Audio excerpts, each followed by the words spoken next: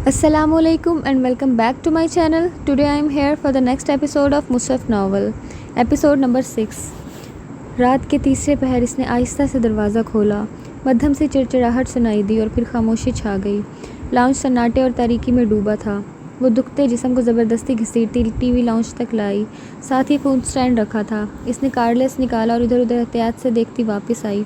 मुसर्रत आज घर पे ना थी। सुबह जब वो मस्जिद जाने के लिए निकली थी तब मुसर्रत घर में ही थी, मगर शायद इसके जाते ही उनको कहीं भेज दिया गया था, गालिबन रज़िया फूफो के घर। वो दरवाजे की कुंडी लगाकर बेड पर बैठी थी। लाइट ऑन कर रखी थी। सामने दीवार पर आईना लगा था। इसे अपना अक्स सामने ही दिखाई दे रहा था।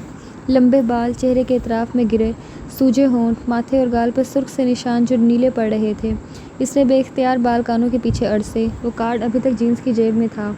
इसने मुड़ा तोड़ा सा वो कार्ड निकाला और नंबर डायल करने लगी। पहली घंटी पूरी भी ना गई थी कि चौकन्नी सी हेलो सुनाई दी। एएसपी साहब, इसकी आवाज़ लड़खड़ाई। कौन? वो चौंका था। मैं महमल। इसे अपना घमंडी अंदाज याद करके रोना आया। महमल किधर हो तुम? खैरियत है? वो चुप रही। आंसू इसके चेहरे पर लुढ़कते गए। महमल बोलो। मुझे मुझे उन्होंने टॉर्चर किया है, मारा है। ओह। वो चुप हो गया, फिर आहिस्ता आहिस्ता बोला, अब कैसी हो? मुझे नहीं पता। वो रोने लगी थी। मुझे बताएं, फवाद भाई जेल में है तो सही, मगर शायद जल्द उसकी ज़मानत हो जाए। वो लोग अनकरीब तुम्हें मेरे खिलाफ गवाही देने पर उकसाएंगे। फिर मैं क्या करूं? मान जाओ। क्या? इसने बेयकीनी से फ़ोन को देखा। अजीब सरफिरा शख्स है। तुम झूठा वादा कर लो कि तुम मेरे खिलाफ गवाही दोगी, वरना ये तुम्हें कोर्ट में नहीं पहुंचने देंगे। और कोर्ट में जाकर मुकर जाऊं? हाँ, वहाँ सच बता देना। और वो इस धोखे पे मेरा क्या हशर करेंगे, आपको अंदाज़ा है? तुम उसकी परवाह। आप सब मुझे अपने अपने मकसद के लिए इस्तेमाल कर रहे हो। आपको मुझसे कोई सच्ची हमदर्दी नहीं है। चंद लम्हे खामोशी छाई रही, फिर हुमायूं ने ठग से फ़ोन बंद कर दिया। वो दुखी सी फ़ोन हाथ में लिए बैठी रह गई। मुसर्रत अगली सुबह ही आ गई थी। उन्होंने कोई सवाल नहीं किया, कोई जवाब न मांगा। बस इसे देखकर एक जामिद सी चुप होंठों पे लग गई। बहुत देर बाद आहिस्ता से बोली, तो बस इतना कि तुम फवाद के ख़िलाफ़ ज़रूर गवाही दोगी। उन्होंने मेरी बेटी के साथ अच्छा नहीं किया। और फिर चुपचाप काम में लग गई। पूरे घर का इससे सोशल बाइकॉट था। वो कमरे में खाना खाती और सारा दिन अंदर ही बैठी रहती, बाहर ना निकलती। अगर निकलती भी तो कोई इससे बात ना करता था। इस रोज़ बहुत सोच के वो फरिश्ते से मिलने मस्जिद चली आई। कॉलोनी की सड़क घने दरख्तों की बाढ़ से ढकी थी। दरख्तों ने साए पे ठंडी छाया कर रखी थी। आहिनी गेट के सामने रुककर इसने गर्दन ऊपर उठाई। सफ़ेद ऊंचे सतूनों वाली वो आलीशान इमारत अपने अज़ली वक़ार और तमकीनत के साथ खड़ी थी। बराबर में सब्ज़ बेलों से ढका बंगला था, जिसकी बैरूनी दीवार के साथ एक खाली संगी बेंच नस्ब था। महमल जब भी इधर आती वो बेंच वीरान नज़र आता। इसे बेख्तियार ही बस स्टॉप का बेंच और वो स्याफ़ाम लड़की याद आई थी। ना जाने क्यों संगे मरमर के लशपश चमकती राहदारियाँ आज भी वैसे ही पुरसकून थी जैसी उनको छोड़ के गई थी। बाब दज्जाल मदीना तैयबा में ना आ सकेगा। आखिरी खुले दरवाजे से इसे फरिश्ते की आवाज़ सुनाई दी। इसने ज़रा सा झांका। वो किताब हाथ में लिए मनहमक सी पढ़ रही थी। स्याह अबाया के ऊपर सुरमई स्काफ में इसका चेहरा दमक रहा था, और वो सुनहरी चमकदार क्रिस्टल सी आंखें इसने कहीं देख रखी थी, मगर कहाँ। वो इन्हीं सोचों में घिरी दरवाजे की ओट में खड़ी थी जब फरिश्ते बाहर आई। अरे महमल, अस्सलाम वालेकुम। और इसे देखकर खुद वो भी बहुत खुश हुई थी। तुम कैसी हो महमल? आओ, बल्कि यूँ करो, मेरे साथ अंदर ऑफिस में चलते हैं। फरिश्ते ने इसका हाथ हौले से थामा और फिर इसे थामे ही मुख्तलिफ राहदारियों से गुजरती अपने ऑफिस तक लाई। और ये क्या हालत बना रखी है तुमने? पता नहीं। इसने बैठते हुए मेस के शीशे की सतह में अपना अक्स देखा। भूरी ऊंची पोनी टेल से निकलती लापरवाह लटें, आंखों तले गहरे हल्के, माथे और गाल पे गहरे नील और होंठों के सूजे किनारे। एकदम रोशनी उसके चेहरे पर पड़ी तो उसने आंखें चुंधिया कर चेहरा पीछे कर लिया। फरिश्ते अपनी कुर्सी की पुश्त पे खिड़की के ब्लाइंड्स खोल रही थी। हुमायूं ने बताया था तुमने उसे कॉल की थी? वो ज़रा सी चौंकी। हुमायूं हर बात क्यों इसे बताता था? इसे नहीं बताना चाहिए था। हुमायूं को तुम्हारी बहुत फ़िक्र थी। वो वापस कुर्सी पे आ बैठी थी। उन्हें मेरी नहीं, अपनी फ़िक्र है। बहुत खुदगर्ज हैं आपके कज़न। जाने दो। वो नरमी से मुस्कुराई। किसी के पीछे उसका बुरा जिक्र नहीं करते। जो भी है। उसने शाने उचकाए। वो यकीनन अपने कज़न की बुराई नहीं सुन सकती थी। अच्छा ये बताओ, वो ज़रा कुर्सी पे आगे को हुई, आगे पढ़ाई का क्या प्रोग्राम है? सितंबर में यूनिवर्सिटी ज्वाइन करनी है, तो अभी गर्मियों की छुट्टियों में इधर स्कूल आ जाओ कुरान पढ़ने। नहीं, एक्चुअली मेरे पास कुरान है, तर्जुमे वाला घर में पढ़ लूँगी। बीएससी में कौन सा सब्जेक्ट था? मैथ्स। किससे पढ़ा था? कॉलेज में प्रोफेसर से, और शाम में एक बाजी के पास ट्यूशन जाती थी। मैथ की बुक थी तो तुम्हारे पास, फिर दो दो जगह से क्यों पढ़ा? घर बैठ कर पढ़ लेती। घर में खुद से कहाँ पढ़ा जाता है। और फिर रुक गई और जैसे समझ कर गहरी सांस ली। قرآن اور نصابی کتابوں میں فرق ہے، اس لیے ہم 4 سال کی عمر سے گھنٹوں نصاب کو پڑھتے رہتے ہیں، اور قرآن کو اللہ نے آسان بنا کر اتارا ہے تاکہ ہر کوئی سمجھ سکے۔ میتھس ٹیچر کے بغیر نہیں سمجھا جا سکتا، قرآن آ جاتا ہے سمجھ؟ ہاں، کیوں نہیں؟ فرشتے نے گہری سانس لی اور جھک کر دراز سے ایک سیاہ جلد والی دبیز کتاب نکالی۔ یہ انجیل مقدس کا ایک عظیم حصہ ہے، اس میں محمد صلی اللہ علیہ وسلم کے ظہور کی پیش گوئی ہے، کافی دلچسپ ہے، یہ پڑھو۔ اس نے ایک صفحہ کھول کر اس کے سامنے کیا۔ محمل نے کتاب اپنی جانب کھسکا لی۔ اس کی امت کی اناجیل ان کے سینوں میں ہوں گی۔ وہ بے اختیار رکی۔ اناجیل؟ اس نے پوچھا۔ انجیل کی جمع مراد ہے قرآن مجید، یہ یہاں سے پڑھو۔ فرشتے نے ایک جگہ انگلی رکھی، مخروطی سفید انگلی جن کا ناخن نفاست سے تراشیدہ تھا۔ اس نے انگلی میں زمرد جڑی چاندی کی انگوٹھی پہن رکھی تھی۔ اوہ اچھا، وہ ادھر سے پڑھنے لگی۔ وہ بازاروں میں شور کرنے والا ہوگا، نا بےہودہ گو، نام احمد ہوگا، وہ آفتاب کے سایوں پر نظر رکھنے والا ہوگا، اس کے اذان دینے والے کی پکار دور تک سنائی جائے گی۔ اور رک کر جیسے الجھ کر پھر سے شروع سے پڑھنے لگی۔ ملک شام ہوگا۔ بعد میں مسلمانوں کی حکومت شام تک پھیل گئی تھی، اسی طرف اشارہ ہے۔ اور آفتاب کے سایوں پر نظر رکھنا نمازوں کے اوقات کے لیے۔ اور اذان دینے والا بلال۔ فرشتے جواب دیتے ہوئے مسکرائی۔ گھر بیٹھ کر پڑھو گی تو یہ سوال کس سے پوچھو گی؟ قرآن کی تفاسیر بھی تو پڑھی جا سکتی ہے۔ علم پڑھنے سے نہیں سمجھنے سے آتا ہے۔ آخر گھر بیٹھ کر پڑھنے میں کیا ہے؟ موسیٰ کو خضر کے پاس جانا پڑتا ہے میری جان، خضر موسیٰ کے پاس نہیں آتے۔ اچھی کوالٹی کے علم کے لیے اتنا ہی سفر کرنا پڑتا ہے۔ آپ کی ساری باتیں ٹھیک، مگر میری بات بھی ٹھیک ہے۔ فرشتے عربی میں کچھ بولی۔ فرشتے پین کو انگلیوں کے درمیان گھماتی مسکرا کر گہری سانس لے کر بولی۔ وہ ان کے درمیان تذبذب میں ہیں، نہ ادھر کے ہیں نہ ادھر کے ہیں۔ آپ نے عربی میں کچھ کہا نا؟ اب عام بندے کو عربی کہاں سمجھ میں آتی ہے؟ قرآن اردو میں کیوں نہیں اترا؟ اچھا سوال ہے۔ وہ اپنی نشست سے اٹھی اور سامنے کتابوں کے ریک کی طرف گئی، پھر سیدھی کھڑی کتابوں کی جلد پر انگلی گزارتی کسی کتاب کی تلاش کرنے لگی۔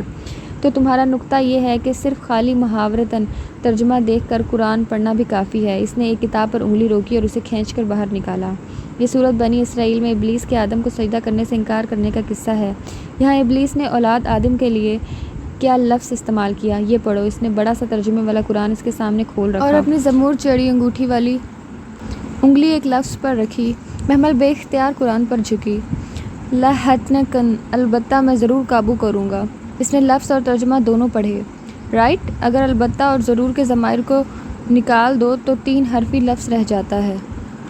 ہے نون کاف یعنی ہنک۔ ہنک کے 3 معنی ہیں: کسی چیز کو خوب باریکی میں سمجھنا، ٹڈیوں کے کھیت کا صفایا کرنا، اور گھوڑے کے جبڑوں کے درمیان سے لگام گزار کر گھوڑے کو قابو کرنا۔ اردو میں بس اتنا لکھا ہے قابو کرنا، جسے انگریزی میں کنٹرول کہتے ہیں، جبکہ عربی کی وسعت ہمیں بتاتی ہے کہ شیطان کس طرح ہماری نفسیات سمجھ کر ہمارے ایمان کا صفایا کر کے ہمیں لگام ڈالتا ہے، اور وہ لگام عموماً منہ کے راستے ڈالی جاتی ہے۔ اور قرآن اسی لیے عربی میں اترا۔ اور تم میری بات سے بور ہو رہی ہو؟ چلو جانے دو، ابھی تمہارے پاس ٹائم ہے، اس لیے کہہ رہی تھی، ورنہ بعد میں دنیاوی تعلیم میں کھو کر تمہیں اس کا ٹائم نہیں ملے گا۔ یعنی آپ بھی ٹپیکل مولویوں کی طرح دنیاوی تعلیم کو گناہ سمجھتی ہیں؟ میں دنیاوی تعلیم میں کھو کر مادہ پرست بننے کو گناہ سمجھتی ہوں۔ ہاں، تمہیں دیر ہو رہی ہے، گھر میں سب پریشان ہو رہے ہوں گے۔ پریشان کوئی نہیں ہوتا، یتیموں کی پرواہ کسی کو نہیں ہوتی۔ کون یتیم؟ میں، میرے ابا نہیں ہیں۔ عمر کیا ہے تمہاری؟ 20 سال۔ پھر تو تم یتیم نہیں ہو۔ یتیم تو اس نابالغ بچے کو کہتے ہیں جس کا باپ فوت ہو جائے۔ بلوغت کے بعد کوئی یتیمی نہیں ہوئی۔ اپنی اس خود ترسی کو اپنے اندر سے نکال دو محمل۔ آپ کیا کہہ رہی ہیں؟ محمل بے یقینی سے پیچھے ہٹی اور چند لمحے سے یوں ہی بے اعتبار نگاہوں سے دیکھ کر بنا کچھ کہے تیزی سے بھاگ گئی۔ فرشتے کی بات نے اسے ایک دم بہت ڈسٹرب کر دیا تھا۔ بھاڑ میں گئی ڈکشنری، میں یتیم ہوں۔ وہ تیزی سے راہداری عبور کر کے برآمدے میں آئی۔ آگے نکل ہی نہ پائی تھی کہ ریسیپشنسٹ نے روک لیا۔ السلام علیکم، یہ آپ کا ایڈمیشن فارم، فرشتے باجی نے کہا تھا آپ کو اس کی ضرورت ہے۔ وہ گہری سانس بھر کر ڈیسک کے قریب آئی۔ دکھائیے۔ بس دیکھ کر واپس کر دوں گی، مجھے مولوی نہیں بننا، ماسٹرز کرنا ہے، اس نے سوچا۔ وہ پراسپیکٹس کے صفحے پلٹ کر دیکھ رہی تھی۔ علم الکتاب، پرسوں پہلی کلاس ہے۔ میں فرشتے کو صاف انکار کر دوں گی، بھلے وہ برا منائے، بس پورا دیکھ کر واپس کر دوں گی۔ وہ سوچ رہی تھی، اور یہ فارم فل کر کے کدھر دینا ہے؟ اسی ڈیسک پر۔ اور فیس؟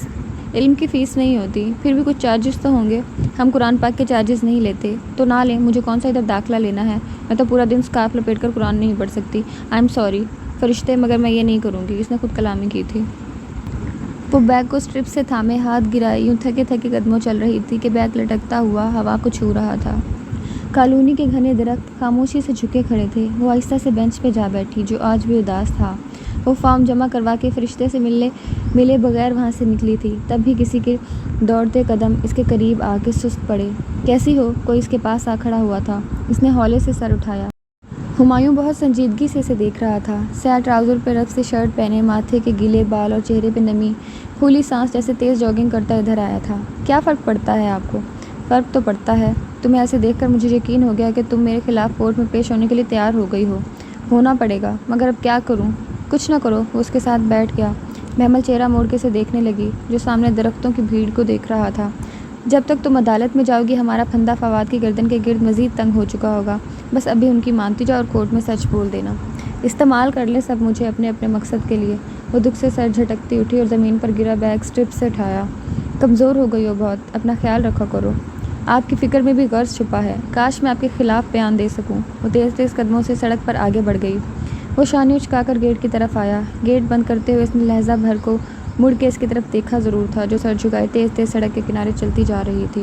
ہمایوں پلٹ کر ڈرائی وے پر جاگنگ کی طرف بھاگتا ہوا اندر بڑھ گیا۔ درختوں کی بھیڑ اور بینچ پھر سے ویران ہو گئے۔ ہیلو! وہ بیڈ سے ٹیک لگائے گھٹنوں پر پراسپیکٹس رکھے پڑھ رہی تھی جب دروازہ کھلا۔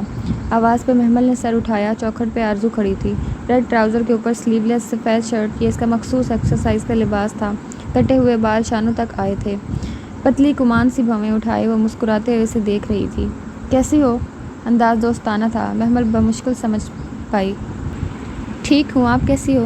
وہ سیدھی ہو بیٹھی اور پراسپیکٹس نامحسوس طریقے سے ایک طرف کھسکا دیا۔ فٹ! وہ بے تکلفی سے بیڈ کے کنارے ٹک گئی۔ اندر آتے ہوئے اس نے دروازہ پورا بند کر دیا تھا۔ محمل بے یقینی سے اسے دیکھ رہی تھی، جو عادتاً بالوں میں انگلیاں پھیرتے بھویں سکیڑتے کمرے کا جائزہ لے رہی تھی۔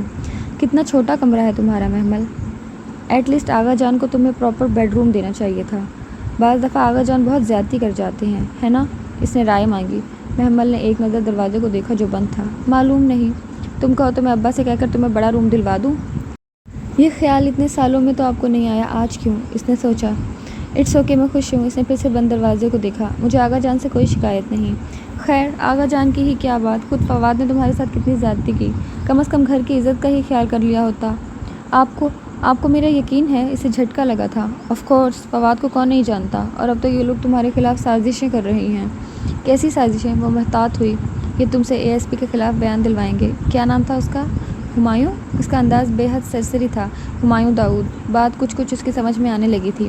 ہاں، اس کے گھر فواد تمہیں لے گیا تھا نا؟ کدھر رہتا ہے وہ؟ آرزو بہت ہی لاپرواہی سے کہتی ادھر ادھر دیکھ رہی تھی۔ یہ تو مجھے نہیں پتا آرزو باجی کہ وہ کس کا گھر تھا۔ فون نمبر تو ہوگا تمہارے پاس؟ جی ہے، آپ کو چاہیے؟ ہاں بتاؤ۔ آرزو ایک دم الرٹ سی ہوئی۔ سارا سرسری پن اڑن چھو ہو گیا۔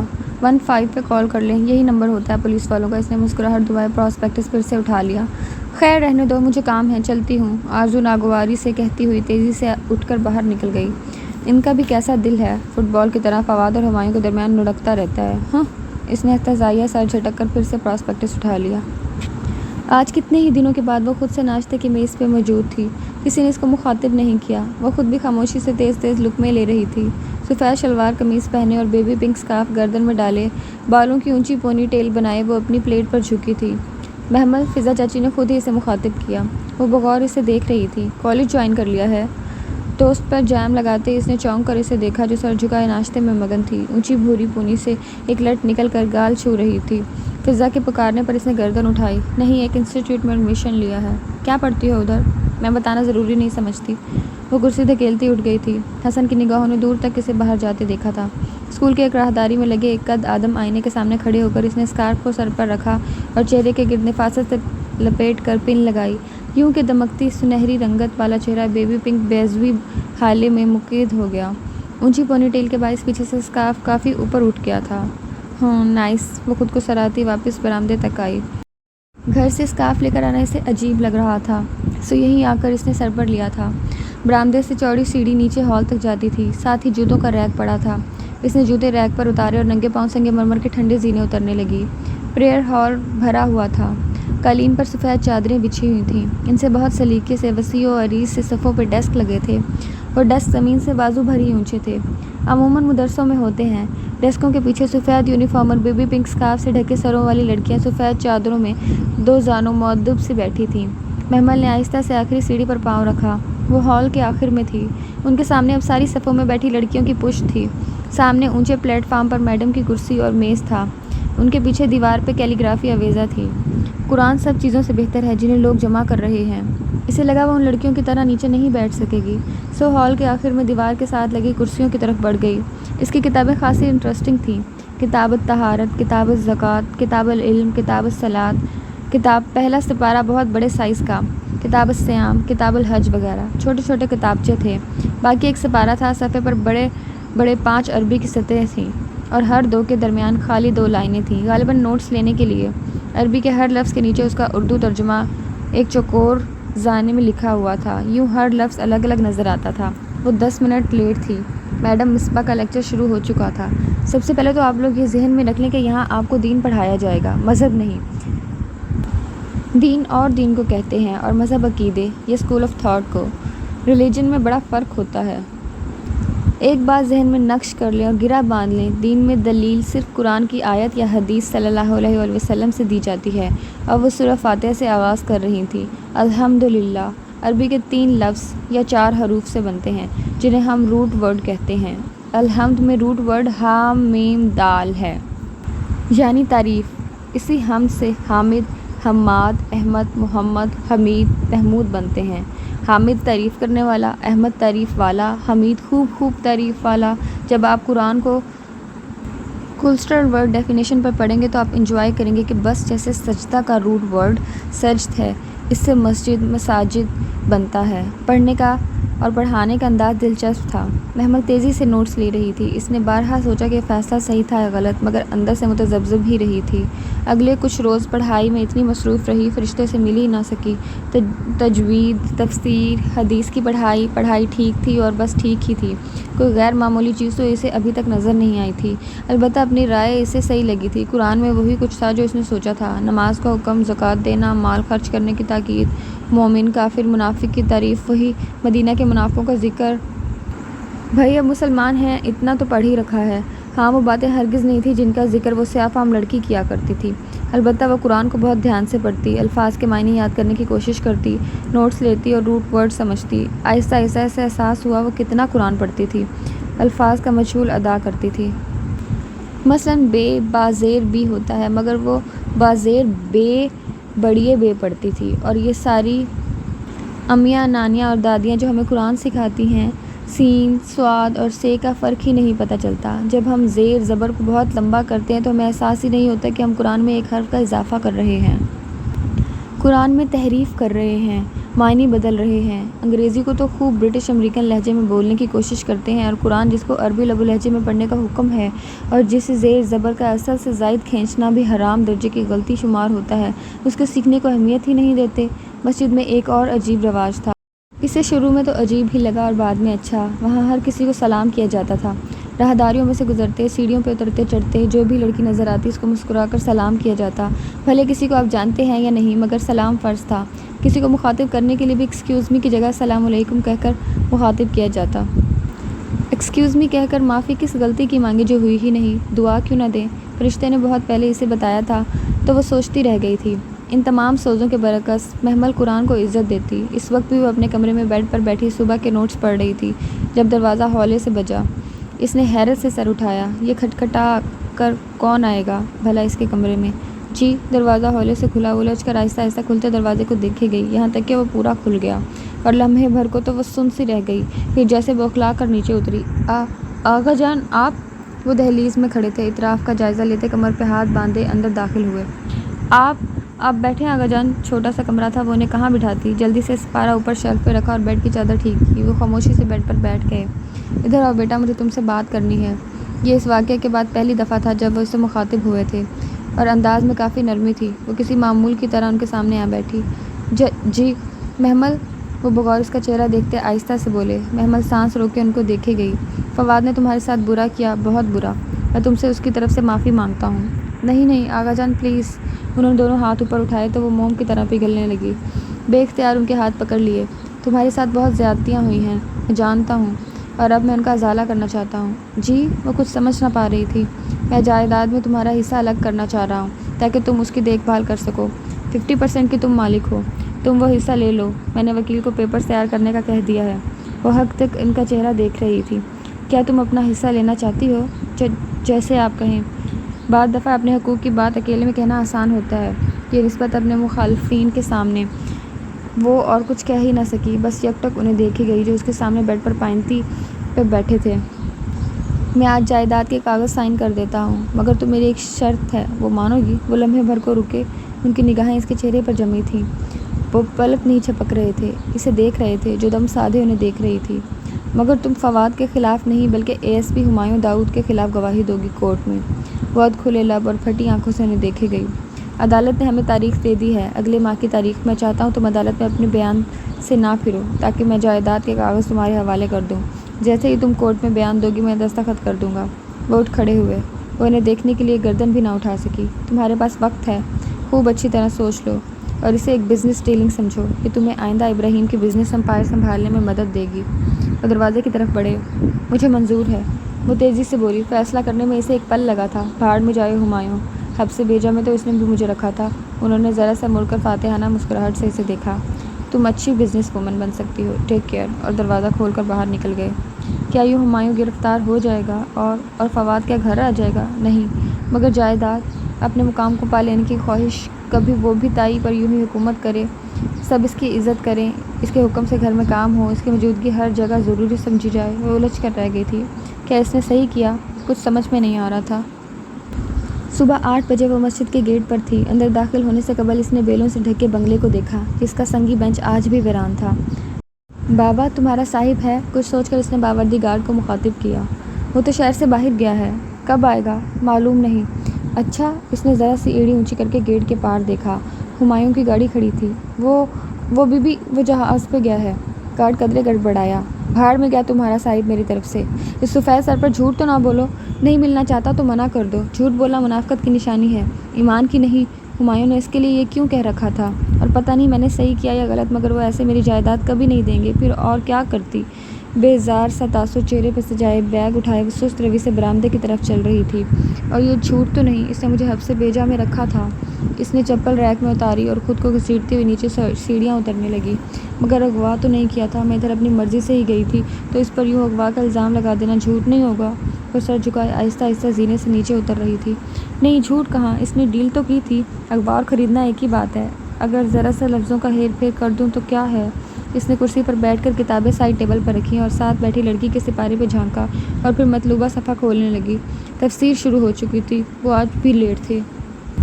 فواد کے خلاف گواہی نہ بھی دوں تو بھی وہ سزا پائے گا، اور وہ اتنا بڑا ASP، کوئی میرے بیان سے اسے سزا تھوڑی نہ ملے گی۔ بس لفظوں کو تھوڑا سا انٹرچینج کر دیا جائے تو کیا ہے؟ میری نیت تو صاف ہے۔ مطلوبہ صفحہ کھول کر اس نے پین کا کیپ اتارا اور آج کی تاریخ لکھنے لگی۔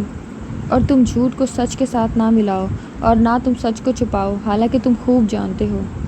میڈم مصباح کی بات پہ جیسے کرنٹ کھا کر اس نے سر اٹھایا۔ وہ اپنی چیئر پر بیٹھی کتاب سے پڑھ رہی تھی۔ اس نے بے اختیار اپنے سپارے کو دیکھا۔ اس صفحے پہ سب سے اوپر یہی لکھا تھا: تم میری آیات کے بدلے تھوڑی قیمت نہ لو اور صرف مجھ سے ہی ڈرو، اور تم جھوٹ کو سچ سے نہ ملاؤ اور نہ تم حق کو چھپاؤ، حالانکہ تم جانتے بھی ہو۔ وہ سن سی بے حد ساکت سی پھٹی پھٹی نگاہوں سے ان الفاظ کو دیکھ رہی تھی، مگر اسے کچھ سنائی نہیں دے رہا تھا۔ ساری آوازیں جیسے بند ہو کر رہ گئی تھیں۔ وہ بنا پلک جھپکے انہی الفاظ کو دیکھے جا رہی تھی: کیا تم لوگوں کو نیکی کا حکم دیتے ہو اور اپنے نفس کو بھول جاتے ہو، حالانکہ تم کتاب پڑھتے ہو؟ کیا پھر تم عقل سے کام نہیں لیتے؟ اسے ٹھنڈے پسینے آنے لگے تھے۔ ذرا دیر پہلے گارڈ کو کی گئی نصیحت اس کے کانوں میں گونجی۔ اسے لگا وہ کتاب اسے اس سے زیادہ جانتی ہے۔ پھر میں کیا کروں؟ اس کا دل کانپنے لگا تھا۔ بے اختیار اس نے رسی تھامنا چاہی، کلام کی رسی۔ وہ نہ جانتی تھی کہ دوسرے سرے پر کون ہے، مگر اسے یقین تھا کہ دوسرے سرے پر کوئی ضرور موجود ہے۔ صبر اور نماز کے ساتھ مدد مانگو، بے شک وہ نماز سب پہ بھاری ہے، سوائے ان کے جو ڈرنے والے ہیں۔ اس نے وحشت زدہ سی ہو کے سر اٹھایا۔ پنک سکارف والے بہت سے سر اپنی کتابوں پر جھکے تھے، کوئی بھی اس کی طرف متوجہ نہ تھا۔ اس نے پھر سے ان الفاظ کو پڑھا۔ وہ کوئی مضمون نویسی نہ تھی، بات او مائی گاڈ! اس کا دل زور زور سے دھڑک رہا تھا۔ It's talking to me! ساتھ بیٹھی لڑکی نے سر اٹھایا۔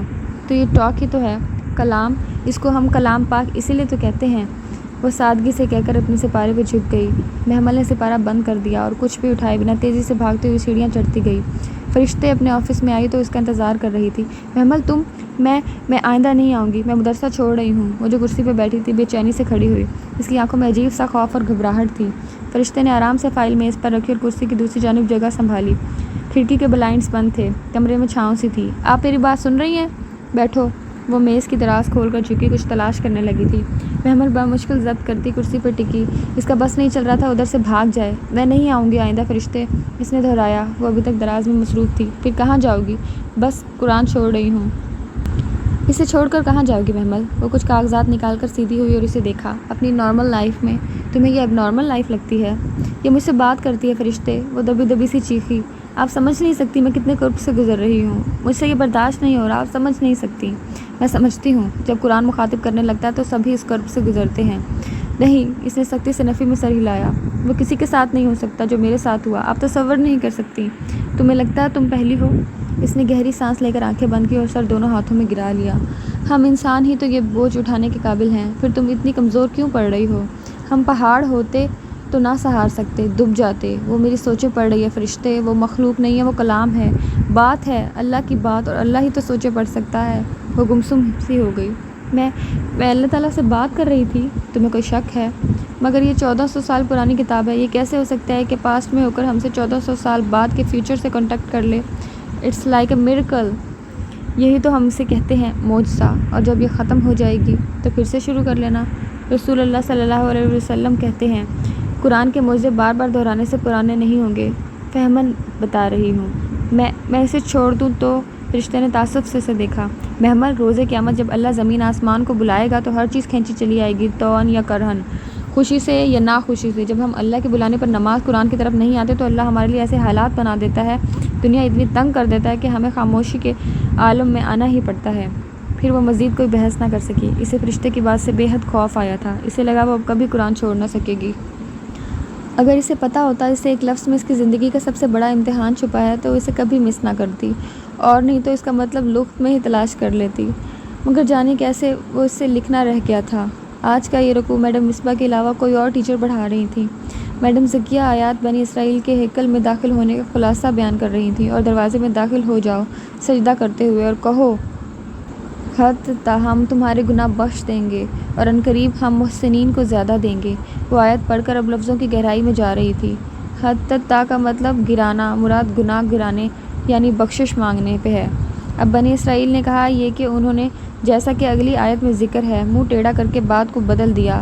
وہ سجدہ کرتے یعنی جھک کر حتیٰ کہہ کر داخل ہونے کی بجائے حنتتا کہہ کر داخل ہوئے۔ حنتتا کہتے ہیں۔ وہ تیز تیز قلم چلا کر لکھ رہی تھی کہ کسی نے برہمی سے پین اس کے رجسٹر پہ رکھا۔ اس نے ہڑبڑا کر سر اٹھایا۔ ایک کلاس انچارج اس کے سر پہ کھڑی تھی۔ بعض لوگ قرآن پڑھتے ہیں اور قرآن ان کے لیے دعا کرتا ہے، اور بعض لوگ قرآن پڑھتے ہیں تو قرآن ان پہ لعنت کرتا ہے۔ کیا ہوا میم؟ آپ رجسٹر قرآن پہ رکھ کر لکھ رہی ہیں۔ انچارج نے صدمے سے اسے دیکھا تو اس نے گھبرا کر قرآن نیچے سے نکالا۔ اس کا تجوید کا قرآن تھا، سمپل آف وائٹ جلد والا۔ Sorry ma'am. اس نے قرآن احتیاط سے ایک طرف رکھا اور رجسٹر پر جھک گئی۔ پھر ادھر ساتھ والی لڑکیوں کے رجسٹر پر جھانکا تاکہ دیکھ سکے حنتتا کا کیا مطلب۔ میڈم نے لکھوایا ہے مگر اس نے کچھ نہ لکھا تھا۔ قرآن کی کلاس تھی، وہ بول بھی نہ سکتی تھی۔ سو مایوسی سے واپس اپنے نوٹس کو دیکھا۔ صفحے کی لائن یہاں ختم ہوتی تھی، وہاں اس نے لکھا تھا حنتتا یعنی گند، گند کے دال کے آگے صفحہ ختم تھا۔ بعض دفعہ ہم میکانکی انداز میں کچھ لکھتے ہوئے جب صفحہ ختم ہو جائے تو آگے جو بھی چیز ہو، بھلے نیچے رکھی ہوئی کتاب ہو یا ڈیسک کی لکڑی، اس پہ لکھ دیتے ہیں اور بعد میں یاد ہی نہیں آتا۔ گند اس کا مطلب ہے؟ وہ اس ادھورے لفظ پہ حیران ہوئی۔ کوئی سینس نہ بنتا تھا، مگر خیر وہ آگے لکھنے لگی۔ سوچا بعد میں کسی سے پوچھ لے گی، مگر بعد میں یاد ہی نہیں رہا۔ چھٹی کے وقت اس نے ہمایوں کو اپنا گیٹ بند کرتے دیکھا۔ وہ ہک چڑھا کے پلٹا ہی تھا کہ وہ سامنے آ کھڑی ہوئی۔ پنک اسکارف میں مکیت چہرہ، کندھے پہ بیگ، سفید یونیفارم اور سینے پہ ہاتھ باندھے وہ تیکھی نظروں سے اسے دیکھ رہی تھی۔ یہ تبدیلی کیسے آئی؟ وہ بے اختیار مسکرایا۔ غالباً اچھے موڈ میں تھا۔ نمل اسی طرح تیکھی نظروں سے اسے دیکھے گئی۔ خیریت؟ وہ 2 قدم آگے بڑھا۔ اس کے پیچھے سیاہ گیٹ کے باہر اس کا چوکیدار کن آنکھوں سے ان دونوں کو دیکھ رہا تھا جو آمنے سامنے کھڑے تھے۔ ہمایوں جیبوں میں ہاتھ ڈالے اور وہ سخت تیوریوں کے ساتھ سینے پہ بازو لپیٹے۔ آپ کو مسئلہ کیا ہے فواد بھائی کے ساتھ؟ شاطر مجرم کسی بھی پولیس آفیسر کے لیے چیلنج ہوتا ہے، اور مجھے چیلنج لینے میں مزہ آتا ہے۔ اس مزے میں آپ الٹا پھنس گئے تو میں کیوں پھنسوں گا؟ تم نے کورٹ میں مکر جانا ہے نا؟ آپ کو کس نے کہا کہ میں مکر جاؤں گی؟ کیا مطلب؟ وہ یکلک چونکا۔ وہ اسی طرح اسے چپتی نگاہوں سے دیکھتے ہوئی پلٹی اور سینے پہ بازو لپیٹے سر جھکائے سڑک پر چل دی۔ عقل کے سارے راستے دھوئیں میں گم ہوتے تھے۔ وہ کچھ سمجھ نہ پا رہی تھی۔ کتنے دنوں بعد وہ شام کی چائے سرو کرنے ٹرالی دھکیلتے لان میں لائی تھی۔ لان میں سب سے بڑے یوں ہی بیٹھے تھے۔ ادھر ادھر کی خوشخبریاں تبادلہ خیال چل رہے تھے۔ محمل آغا جانی سے مسکرا کر دیکھ کے غفران چچا سے بات کرنے میں مصروف ہو گئے۔ نائمہ اور فضا نے مانی خیز نگاہوں سے ایک دوسرے کو دیکھا۔ جب سے فواد جیل گیا تھا، ان دونوں کا اتحاد طائی مہتاب سے ہٹ کر بن چکا تھا۔ دونوں کے خواب اسے داماد بنانے کے چکنا چور ہو گئے تھے، اور اب وہ مزید طائی کی خوش آمدید کرنے کی بجائے انہیں بے رخی دکھانے لگی تھیں۔ یہ لیجیے آغا جان۔ اس نے بھی پورے اعتماد سے کپ انہیں تھمایا، اور پھر طائی مہتاب کو جو الگ سی گمسم سی بیٹھی تھیں۔ تھینک یو محمل جان، انہوں نے کس دل سے بظاہر مسکرا کر کہا۔ فضا نے آنکھوں ہی آنکھوں میں نائمہ کو ہلکا سا اشارہ کیا۔ نائمہ نے ہوں کہہ کر سر جھٹکا۔ ان کی سمجھ میں نہیں آ رہا تھا کہ اچانک وہ اس پہ اتنی مہربان کیوں ہو رہی ہیں۔ وہ خالی ٹرالی لیے اندر آئی تو سیڑھیوں سے اترتا حسن، جو شرٹ کے کف بند کر رہا تھا، اسے دیکھ کر لمحے بھر کو رک گیا۔ محمل، ایک پرانا منظر اس کی آنکھوں کے سامنے لہرایا تھا۔ فواد کا یوں اترنا، پھر اسے چائے دینا اور وہ انگلیوں کا ٹکرانا۔ منظر وہی تھا، بس چہرہ بدل چکا تھا۔ اس کی آنکھوں میں کرچیاں سی چبھنے لگیں۔ مومن ایک سوراخ سے دوبارہ نہیں ڈسا جا سکتا۔ وہ تیزی سے کچن کی طرف آئی۔ محمل رکو، سنو۔ وہ سورج سے اس کے پیچھے لپکا اور کچن کے دروازے پہ ٹھہر سا گیا۔ اندر مسرت کپڑے سے سلیب صاف کر رہی تھی۔ محمل ساتھ ہی کرسی پر رخ موڑے بیٹھی تھی۔ اونچی بھوری پونی ٹیل جس سے اس کی گردن پیچھے سے جھکتی تھی، اور کرتے کے اوپر دوپٹے کے شانوں پہ ٹھیک سے پھیلائے، ٹانگ پہ ٹانگ چڑھائے وہ چہرہ موڑے بیٹھی تھی۔ اس کے اس سائڈ پوز سے بھی حسن کو اس کی جھکی آنکھوں کا سوگوار سا رنگ دکھائی دیا تھا۔ اسے وہ بہت بدل گئی تھی۔ محمل، مجھے تم سے بات کرنی ہے۔ مسرت کا سلیب کو رگڑتا ہاتھ تو رک گیا۔ انہوں نے حیرت سے گردن موڑی۔ حسن؟ چچی محمل کو کہیں ذرا میری بات سن لے۔ انہوں نے اسے دیکھا جو بے تاثر سی لب بھینچے سر جھکائے کرسی پہ بیٹھی تھی۔ محمل، حسن بلا رہا ہے۔ میں ان کے باپ کی نوکر ہوں جو آؤں؟ اس کا دل چاہا وہ یہ کہہ دے، مگر صبح ہی تو فرشتے نے اسے کچھ کہا تھا۔ محمل، مسرت نے پھر پکارا۔ انہیں جو کہنا ہے یہیں کہہ لیں، منظور نہیں ہے تو بے شک نہ کہیں۔ وہ سر جھکائے ٹیبل کو دیکھ رہی تھی۔ وہ قسم اسے اب آخری سانس تک نبھانی تھی۔ محمل، تم سمجھتی کیوں نہیں ہو؟ وہ بے بس سا اس کے سامنے آیا۔ وہ تمہیں فواد کے لیے استعمال کر رہے ہیں، تم خود کو اس کیس میں مت الجھاؤ۔ اس نے گردن اٹھائی۔ وہ سامنے کھڑا فکر مندی سے اسے دیکھ رہا تھا۔ محمل چہرہ بے تاثر تھا، بالکل سپاٹ۔ آپ نے کہہ لیا جو کہنا تھا، اب آپ جا سکتے ہیں۔ اس نے آلوؤں کی ٹوکری قریب کھسکا کر چھری اٹھا لی۔ وہ چند لمحے بے بس سے اسے دیکھتا رہا، پھر تیزی سے باہر نکل گیا۔ مسرت الجھی سی اس کے قریب آئیں۔ کس کیس کی بات کر رہا ہے حسن؟ آلو گوشت میں بناؤں گی، آپ قورمہ دیکھ لیجیے گا اور کھیر بھی، کیونکہ میں نہیں چاہتی کسی کو کوئی شکایت ہو۔ وہ اب مگن سی آلو چھیل رہی تھی۔ مسرت گہری سانس لے کر سلیب صاف کرنے لگی۔ وہ جانتی تھی اب وہ نہیں بتائے گی، اور وہ چھیلتے اس عجیب بات کے بارے میں سوچ رہی تھی جو صبح اس کو فرشتے نے کہی تھی، جب وہ رشتہ داروں اور یتیموں کے ساتھ حسن سلوک کی آیتیں پڑھ کر تڑپ گئی تھی، اور پوچھا تھا کہ جو لوگ یتیموں کا مال کھاتے ہیں ان کے لیے کیا سزا بتائی گئی ہے۔ یتیموں سے پہلے قرابت داروں کا ذکر ہے محمل۔ میں اور میری ماں ان قرابت داروں کی جیسے خدمت کرتی ہیں آپ سوچ بھی نہیں سکتی۔ تو اس خدمت کا کبھی اس کو احساس بھی دلایا؟ ماں تو ہر وقت جوتی رہتی ہیں، مگر میں ادھار رکھنے کی قائل نہیں ہوں۔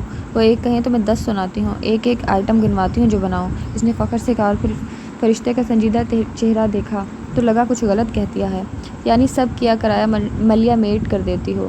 یہ تو ان پہ ظلم ہے۔ ظلم؟ میں ظلم کرتی ہوں ان پہ؟ وہ شاکڈ رہ گئی۔ ظلم کی تعریف کیا ہوتی ہے؟ کسی کے حق میں کمی کرنا، ایک کی ایک سنانا برابر کا بدلہ ہے، مگر نواد پر سنانا زیادتی ہے، ان کے حق میں کمی ہے۔ وہ مجھے جو بھی بول دیں اور میں آگے سے چپ کر جاؤں، ایک بھی نہ سناؤں، تم اگر سنا دو گی تو سب برابر کر دو گی، پھر تم ان کے کیے کا شکوہ کسی سے کرنے کی حقدار نہیں ہوگی۔ معاف کر دیا کرو، اور جانتی ہو معاف کرنا کیا ہوتا ہے؟ اس کا سر خود بخود نفی میں ہل گیا۔ اس کو دکھ نہ دینا جس نے آپ کو دکھ دیا ہو، ان کو ان کے رویے کا احساس تک نہ دلانا، کچھ نہ بتانا، یہ معاف کرنا ہوتا ہے۔ تم معاف کر دیا کرو، صبر کیا کرو۔ ساری زندگی صبر ہی تو کیا ہے میں نے۔ وہ صبر نہیں ہوتا جو تم کرتی ہو۔ صبر وہ ہوتا ہے کہ اگر سر بھاری پتھر لگ جائے تو لبوں سے اف تک نہ نکلے۔ صبر وہ ہوتا ہے جو تمہاری ماں کرتی ہے۔ صبر اور معاف کرنے کے بعد ان کے برے رویے کے جواب میں اچھا رویہ دو۔ میں کیوں کروں وہ سب؟ وہ کیوں نہیں کرتے؟ رشتہ داروں کے ساتھ ویسا ہی رویہ رکھنا چاہیے جیسا وہ ہمارے ساتھ رکھتے ہیں، مگر رسول اللہ صلی اللہ علیہ وآلہ وسلم ایسا کرتے تھے کہ بدلے کی صلہ رحمی کرنے والا صلہ رحمی نہیں ہوتا۔ اس پر تو آپ کو اجر ہی نہیں ملے گا۔ اجر تو تب ملے گا جب آپ برے کے جواب میں اچھا کریں۔ تم انہیں معاف کر دو اور اپنا حق اللہ سے مانگو۔ انہوں نے میری جائیداد کھائی ہے۔ وہ چیخ پڑی تھی۔ ابا اپنی ساری پراپرٹی میرے نام کر کے گئے تھے، بہت غلط کر کے گئے تھے۔ پھر انہیں حق ہی نہیں تھا کہ ساری پراپرٹی وصیت کرتے، ان کا حق تو بس 1/3 پہ تھا۔ اس کو بے شک تمہارے نام وصیت کر جاتے، مگر باقی 2/3 حصے کی شرعاً تقسیم کی اجازت دے جاتے تو شاید تمہارے چچا لوگ اپنے حصے پر قناعت کر لیتے۔ وارث تو اللہ تعالیٰ نے بنائے ہیں، جانے والے کو برا بھلا نہیں کہہ رہی، مگر ایک غلط فیصلہ بہت سو کی زندگی برباد کر دیتا ہے محمل۔ تم کچھ لوگوں کے غلط فیصلوں کو بنیاد بنا کر اپنے رشتہ داروں پر ظلم کرو گی تو یہ مت بھولو کہ پل سے رات پہ رحم اور امانت کے کانٹے ہمارے انتظار کر رہے ہوں گے۔ ہر خائن اور قطع رحمی کرنے والے کو وہ پل صراط سے نیچے جہنم میں گرائیں گے، اور ہر صلہ رحمی کرنے والا اور امانت دار پل پار کر جائے گا۔ تم وہ پل پار نہیں کرنا چاہتی؟ وہ سر جھٹک کر تیزی سے آلو چھیلنے لگی۔ میڈم مجھے ایک بات پوچھنی ہے۔ جی ضرور پوچھیے۔ وہ میم مجھ سے نماز پڑھی نہیں جاتی، تو خیر ہے؟ ہاں کیوں نہیں، خیر ہے، اٹس اوکے۔ اگر آپ نہیں پڑھ سکتی تو محمل کو لگا منو بوجھ اس کے کندھے سے اتر گیا ہو، وہ ایک دم کسی قید سے آزاد ہو گئی تھی۔ وہی تو میم، میں باقی نیکیاں کر لوں، قرآن پڑھ لوں، ٹھیک ہے نا؟ نماز پڑھنا بہت ضروری تو نہیں ہے؟ نہیں اتنا ضروری تو نہیں ہے، اگر آپ نہیں پڑھنا چاہتی تو نہ پڑھیں۔ میم کوئی فرق تو نہیں پڑے گا نا؟ قطعاً فرق نہیں پڑے گا، یہ بالکل آپ کی اپنی مرضی پہ ہے۔ اوہ اوکے۔ وہ بے حد سی آسودگی سے مسکرائی۔ مگر میڈم مصباح کی بات ابھی ختم نہیں ہوئی تھی۔ یقین کریں محمل، کوئی فرق نہیں پڑے گا اس سے۔ آپ بے شک نماز نہ پڑھیں، بے شک سجدہ نہ کریں، جو ہستیاں اس کے پاس ہیں وہ اس کی عبادت سے تکبر نہیں کرتیں۔ اگر آپ کر لیں، اسے کیا فرق پڑے گا؟ اس آسمان کا بالشت بھر بھی حصہ خالی نہیں ہے جہاں کوئی فرشتہ سجدہ نہ کر رہا ہو، اور فرشتہ جانتی ہو کتنا بڑا ہو سکتا ہے؟ جب اس پہاڑ پر رسول اللہ صلی اللہ علیہ وآلہ وسلم نے جبرائیل علیہ السلام کے پکارنے پر پلٹ کر دیکھا تھا تو جبرائیل علیہ السلام کا قد زمین سے آسمان تک تھا، اور ان کے پیچھے رسول اللہ صلی اللہ علیہ وسلم کو آسمان نظر نہیں آ رہا تھا۔ ایسے ہوتے ہیں فرشتے۔ 70,000 فرشتے کعبہ کا طواف کرتے ہیں۔ یہ تعداد عام سی لگتی ہے، مگر جانتی ہو جو 70,000 فرشتے روز طواف کرتے ہیں ان کی باری پھر قیامت تک نہیں آئے گی۔ اس رب کے پاس اتنی لاتعداد ہستیاں ہیں عبادت کرنے کے لیے۔ آپ نماز نہ بھی پڑھیں تو اس سے کیا فرق پڑے گا؟ میڈم مصباح جا چکی تھیں اور وہ دھواں چہرے کے ساتھ کتابیں سینے سے لگائے ساکت سی کھڑی تھی۔ اس کو لگا وہ اب کبھی نماز چھوڑ نہ سکے گی۔